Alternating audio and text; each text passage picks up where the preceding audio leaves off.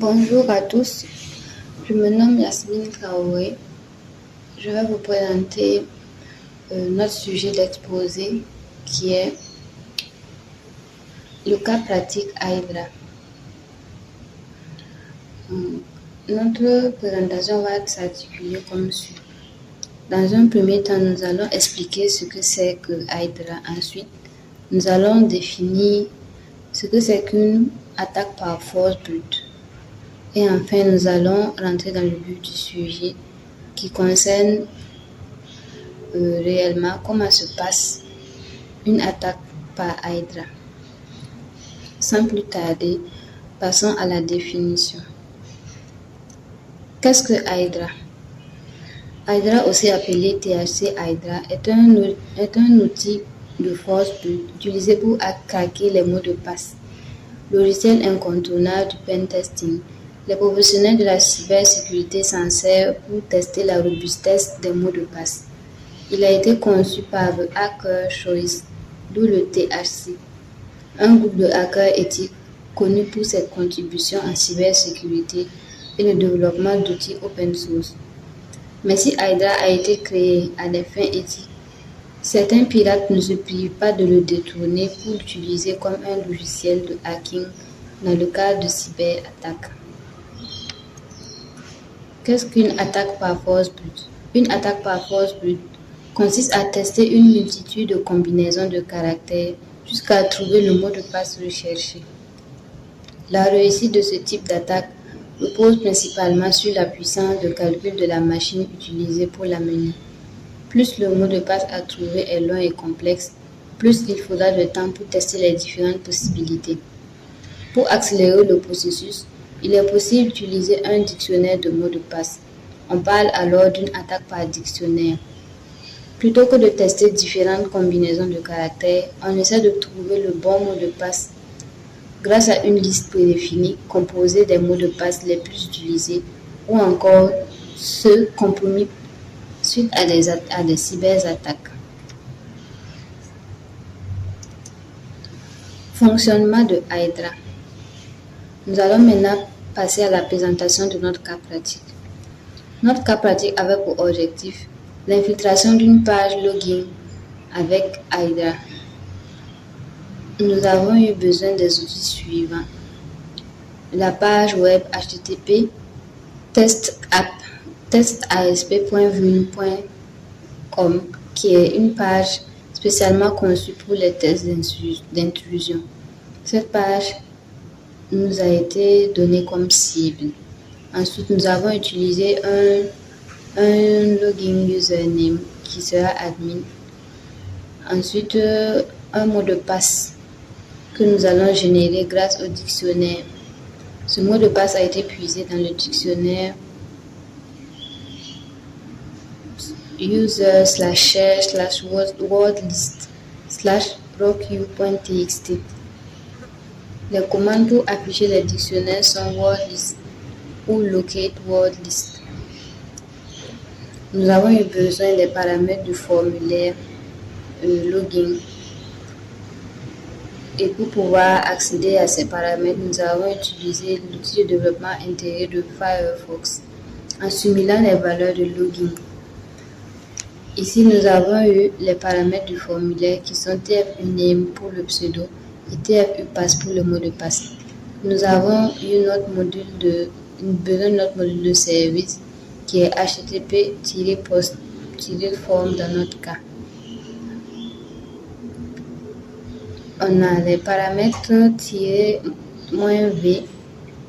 pour le mode verbiose, -v pour nous permettre de montrer le login pour chaque tentative et -f qui termine le programme si l'appel login et mot de passe a été trouvé. Nous avons ici une brève présentation de la page web cible qui est testapp.vulnware.com. Ensuite, nous avons cherché les dictionnaires disponibles grâce à la commande wordlist. La commande wordlist pour pouvoir afficher la liste des dictionnaires disponibles. Ensuite, sur la page où se trouve le formulaire, nous allons activer l'outil d'inspection Firefox Et dans la partie Network, nous allons aller pour pouvoir voir les différents paramètres de notre formulaire. Ensuite, on va simuler un username et un mot de passe, puis cliquer sur Login. Maintenant, dans la partie Post, on peut ensuite occuper les paramètres du formulaire. Dans notre cas, les paramètres seront TF-UNAME et TF-UPass. Une image illustrant notre cas. Ensuite, nous aurons la syntaxe générale de Hydra qui est Hydra-L username, password list, target hostname, service module, post request parameter. Post request parameter correspond au suffixe de l'URL de la page plus les paramètres du formulaire. Le username correspond au username que nous avons mis admin. Le password list sera un chemin vers le dictionnaire. Le target hostname, c'est notre site web, la page de notre site web cible. Notre service module sera http://form post request parameter qui correspond au suffixe de l'URL de la page plus les paramètres du formulaire. Voici la syntaxe finale de notre commande Hydra qui va nous permettre de pouvoir infiltrer la page login de notre cible.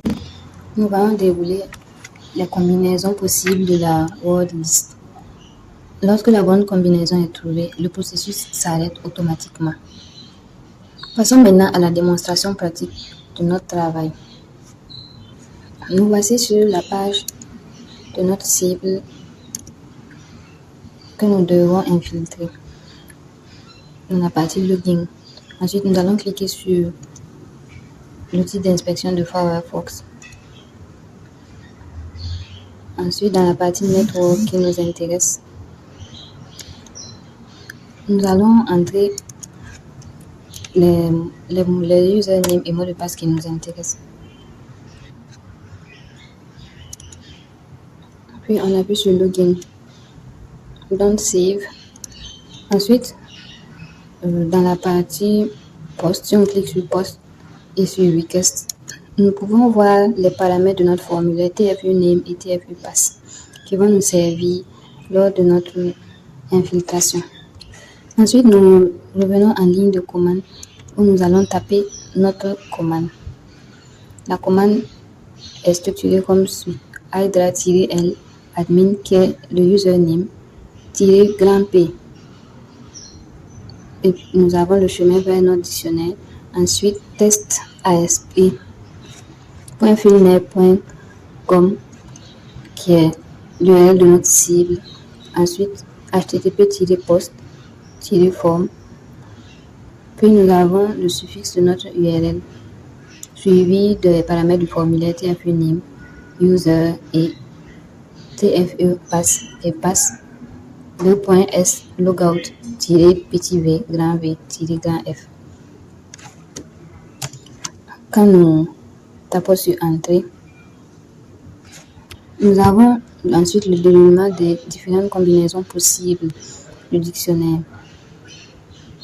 Ces combinaisons vont se dérouler jusqu'à ce que l'on trouve la bonne combinaison login plus password qui correspond à notre page. Merci beaucoup pour votre attention.